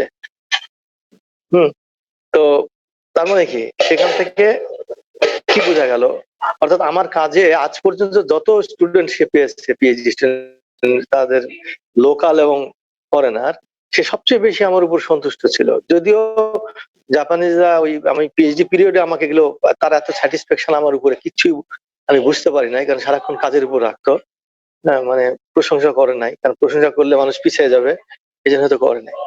যাই হোক, আমি যেটা বলতে যাচ্ছি, যে আমি যে কাজ করেছি লিথিয়াম আয়ন ব্যাটারির উপরে, ম্যাটেরিয়াল কার্বন অ্যানোড ম্যাটেরিয়াল হিসাবে কার্বন, সেখানে আমি neutron small angle scattering experiment করেছি, যেটি পৃথিবীর খুব কম জায়গাতে, খুব কম ল্যাবরেটরিতেই এই স্কোপ আছে। কিন্তু আমি পরবর্তীতে দেশে এসে কিন্তু অন্যান্য বিভিন্ন কাজে কাজ করছি। যেমন আমি থিন ফিল্ম এর কথা শুনেই নাই ওই সময়, সত্যি কথা। অথচ এখন আমি পিএইচডি করছি থিন ফিল্ম সোলার সেলের উপরে। তা আসলে যে বিষয়টা, সেটা হচ্ছে যে তোমার যে নলেজটা তুমি গ্যাদার করবে, যে এক্সপিরিয়েন্স গুলো করবে, যে সমস্ত টুলস টেকনিক এবং পদ্ধতি অনুসরণ করবে, এই নলেজটা তোমার জাস্ট বিভিন্ন জায়গায় যখন পরবর্তীতে কাজে যাবে, তোমাকে ঠিকই কাজে দেবে। এটা তুমি এক্স্যাক্টলি এটাতে কাজ করো কি না, ডাজন্ট ম্যাটার। তোমার নতুন যে দরকার, তোমার এই নলেজ গুলো কখনোই বিফল হয়ে যাবে না, এগুলো কোনো না কোনো ভাবে কাজে লাগবে। সুতরাং ওই পিএইচডি কিসের উপর করেছি এবং পরবর্তীতে কি কাজ করব, সেটার কোনো ভাবারই দরকার নেই। তবে এতটুকুই বলতে পারি, তুমি যদি ভালো পিএইচডি করো, তোমার এই কাজটা, তোমার যে স্কিল ডেভেলপ হয়, সেটা ডেফিনেটলি তুমি যেখানেই যাও সেখানেই কাজে লাগবে। এটাই আমি বলতে চেয়েছি আর কি। থ্যাংক ইউ স্যার, আমাদের সাথে এতক্ষণ থাকার জন্য এবং আপনার মূল্যবান বক্তব্যের জন্য। চ্যাট বক্সে আরেকজন লাস্ট একটা প্রশ্ন পেয়েছি আমার আমরা। বক্তব্য শেষ। জি স্যার। ধন্যবাদ স্যার। মেহেদি প্রশ্ন করেছেন, মাস্টার্স এর ক্ষেত্রেও কি আন্ডার গ্রাজুয়েটের কোনো কোর্সের ল্যাকিংস পূরণের জন্য সুযোগ দেওয়া হয় কিনা? সো মাস্টার্স এর ডিউরেশন যেটা হয় হচ্ছে ম্যাক্সিমাম 2 বছর। যদি কোনো কারণে কোনো কাজে ডিলে হয় বা কোনো আনফরচুনেট আনসার্কামস্টেন্সেস হয়, তখনই হচ্ছে যে একটু দেরি হয়, হয়তো 2.5 বছরে যেতে পারে। সেটা হচ্ছে কিন্তু স্পেশাল কেসের জন্য, কিন্তু মেইনলি 2 বছরের মধ্যে কমপ্লিট করতে বলা হয়। সো এই কারণে এখানে কাজের পরিমাণ, কাজ করার পরিমাণটা খুবই কম, কোর্স ওয়ার্কের উপরেই।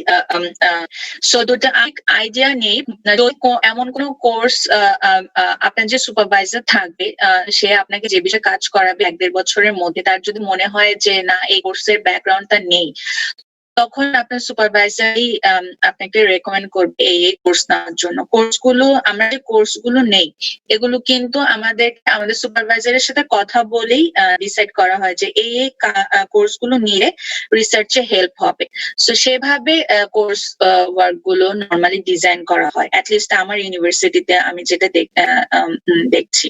সো আমার যদি কোনো কারণে কোনো সাবজেক্টে ল্যাকিং থাকে এবং ওই বিষয়ে যদি আপনার রিসার্চ হয় তাহলে অবশ্যই আপনার সুপারভাইজার প্রেফার করবে যে আপনি ওই রিলেটেড। আশা করি আমি উত্তরটা দিতে পেরেছি। থ্যাংক ইউ আপু। আমার মনে হচ্ছে আর কারো কোনো প্রশ্ন নেই। তাহলে আমরা আজকে এখানেই শেষ করতে পারি। হ্যাঁ, আর আমি ভেরি স্লাইডটা মাচ। তোমাকে পাঠিয়ে দিব, তুমি কারোর সাথে শেয়ার করতে চাইলে করতে পারো। আসসালামু আলাইকুম। সেশনে তো মনে হয় আমার কথা কি আপনারা শুনতে পাচ্ছেন? আমি ফাহিম। জি পাচ্ছি। আমি জানি যে যা বুঝতে পারছি যে সেশনের প্রায় শেষ পর্যায়ে। তাসনিম আপা, আমি প্রথমে থ্যাঙ্কস জানাই মোস্তফা আল মামুন স্যারকে এবং যিনি হোস্ট এবং যিনি বললেন। আমি শুনছিলাম আর কি, একটু লেটে জয়েন করেছি। একটা ছোট্ট প্রশ্ন যদি বলেন যে আপনি বুঝতে পারলাম যে ইউনিভার্সিটি অফ ডেলওয়ারে পিএইচডি করছেন। জি। তো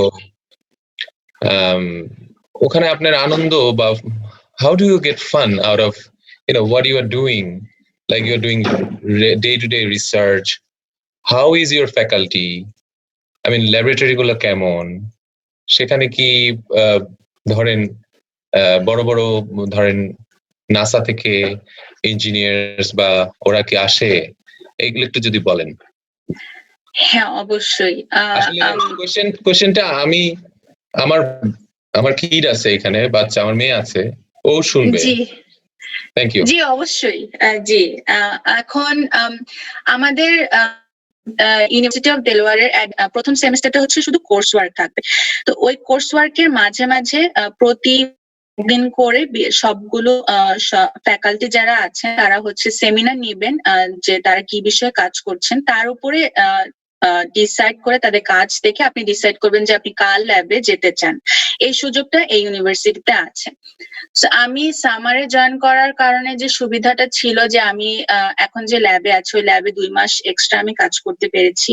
সো ওখানে কাজ করে ওই ল্যাবেই কন্টিনিউ করার ডিসিশন নেওয়ার পিছনে প্রথম যে কারণ ছিল আমার সুপারভাইজার। উনি অত্যন্ত ফ্রেন্ডলি একজন মানুষ এবং অত্যন্ত সাপোর্টিভ একজন মানুষ। কোনো নর্মালি যেটা বলে যে ইউএস এর সুপারভাইজাররা, অনেক সুপারভাইজাররা প্রেশার দেয়, চায় যে সপ্তাহে 7 দিন 24 ঘন্টায় আপনি কাজ করবেন, একদম গাধার মতো খাটায়, এরকম কিছু আমার সুপারভাইজারের মধ্যে এখন পর্যন্ত আমি দেখতে পাইনি। প্লাস হচ্ছে আমার ল্যাবের যে বাকি স্টুডেন্ট যারা আছে, ডোমেস্টিক স্টুডেন্ট মানে ইউএসএ স্টুডেন্ট রয়েছে 4 জন, আর বা ইন টোটাল 10 জন স্টুডেন্ট, আর বাদ বাকি সবাই হচ্ছে ইন্টারন্যাশনাল স্টুডেন্ট। প্লাস স্টাফ যারা রয়েছে এনভায়রনমেন্ট এবং করবেন কিভাবে কোথায় কাজ করবেন, আপনার জন্য সবচেয়ে ইম্পর্টেন্ট ফ্যাক্টর হচ্ছে যে আপনি ওই এনভায়রনমেন্টে কমফোর্টেবল কিনা, ওই লোক ওখানে যারা আপনার ল্যাবমেট হবে তাদের সাথে আপনি কমফোর্টেবল কিনা। সো আমার কাছে মনে হয়েছে আমি আর কোভিড সিচুয়েশনের আগে প্রত্যেকটা ওকেশন গ্যাদারিং হতো, যেমন thanks giving lunch, Christmas lunch, এই প্রোগ্রাম গুলো হতো, খুব এনজয় করতাম। আর এখন এগুলো করার সুযোগ হচ্ছে না যেহেতু কন্ট্যাক্ট কমানোর জন্য।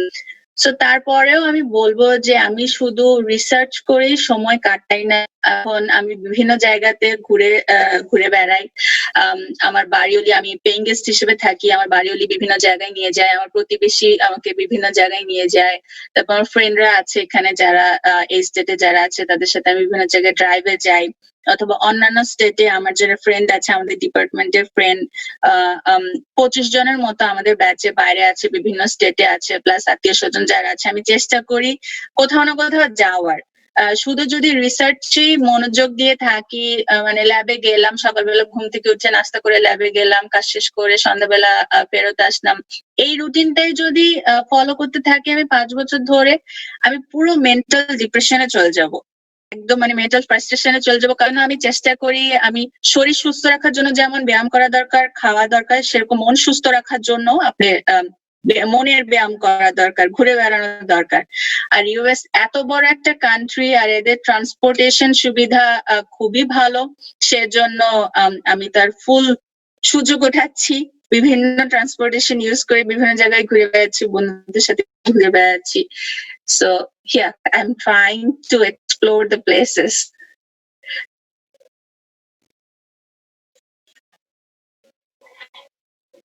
আর নাসা থেকে সেগুলো হচ্ছে অন্যান্য ফ্যাকাল্টিদের আন্ডারে, কারণ এগুলো যেহেতু একদম তাদের স্টেটের অনেক স্বীকৃতির বিষয় হয়, সেজন্য ওরা প্রেফার করে যে ওই প্রজেক্ট গুলোর আন্ডারে ইউএস স্টুডেন্টরাই থাকবে এবং ইউএস ফ্যাকাল্টিরাই ওই প্রজেক্ট গুলো হ্যান্ডেল। সো ওখানে ইন্টারন্যাশনাল স্টুডেন্টদেরকে নর্মালি নেয় না। সো সেই জন্য আমাদের ল্যাবে এরকম নাসা থেকে রিলেটেড কোনো প্রজেক্ট নেই, কিন্তু ডিপার্টমেন্ট অফ এনার্জি আর ন্যাশনাল সায়েন্স ফাউন্ডেশনের প্রজেক্ট আছে। নাসার প্রজেক্ট কিছু আছে, কিন্তু সেগুলো অন্যান্য ইউএস ফ্যাকাল্টি, যাদের ইউএস স্টুডেন্ট রয়েছে যারা ওই বিষয়ে কাজ করে, তাদের আন্ডারে কিছু প্রজেক্ট রয়েছে নাসা থেকে। So yeah. থ্যাংক ইউ আপু। আশা করছি আর কারো কোনো প্রশ্ন নেই। আমাদের সময় প্রায় শেষের দিকে, আমরা এখন শেষ করতে যাচ্ছি। থ্যাংক ইউ এগেইন আপু। আপনার আশা করি সামনে আবার আপনাকে আমরা পাবো কোনো একদিন। আর আপনার সাথে কাজ করা মানে আমার লাইফের এই ফার্স্ট কাজ করাটাই ছিল আপনার সাথে, তো ইট ওয়াজ আ ভেরি গ্রেট এক্সপিরিয়েন্স। আমি আশা করছি সামনে আপনাকে আবার পাবো, সামনে দেখা হবে, জিনিসপত্র স্টেবল হলে আশা করি দেশে আসবেন, তখন দেখা হবে ইনশাল্লাহ। আর আমি স্লাইডটা স্বর্ণার সাথে শেয়ার করে দিব, স্বর্ণা কারো দরকার হলে দেখতে পারে। আর হচ্ছে স্লাইডের প্রথম পেজে আমার ইমেল আইডিটাও আছে, যদি কারো কোনো দরকার হয় আমাকে ফেসবুকে নক দিতে পারেন অথবা ইমেল করতে পারেন, আমি চেষ্টা করব কোনো কোশ্চেন বা ইয়ে পেলে অ্যান্সার দেওয়ার। So and thank you again WI। আমার স্পেশাল এফেকশন কর্নার আছে অবশ্যই WI এর প্রতি, এবং এটা অ্যারেঞ্জ করার জন্য, অ্যাজ এ স্পিকার আমাকে অপরচুনিটি দেওয়ার জন্য অনেক অনেক থ্যাংক ইউ স্বর্ণাকে এবং বাকি কমিটি মেম্বার এবং ফ্যাকাল্টিদেরকে শোনার জন্য, ধৈর্য ধরে শোনার জন্য ধন্যবাদ। ধন্যবাদ সবাইকে, ধন্যবাদ থাকার জন্য এতক্ষণ। আমরা তাহলে এখানেই শেষ করছি। আল্লাহ হাফেজ সবাইকে।